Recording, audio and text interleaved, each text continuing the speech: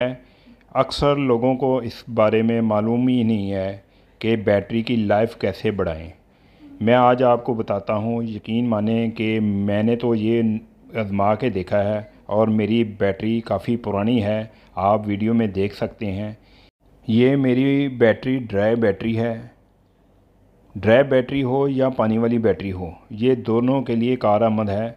जब भी आप गाड़ी घर में खड़ी करते हैं, बैटरी का माइनस वाला क्लिप जो है ना, वो आप उतार दें। यकीन माने ये ट्रिक जो है ना आपको काफ़ी काम आएगा। अक्सर लोगों की बैटरी डेड हो जाती है इसी वजह से कि कई दिन खड़ी रहने के बाद जब वो स्टार्ट करते हैं तो उनकी बैटरी लो हो चुकी होती है।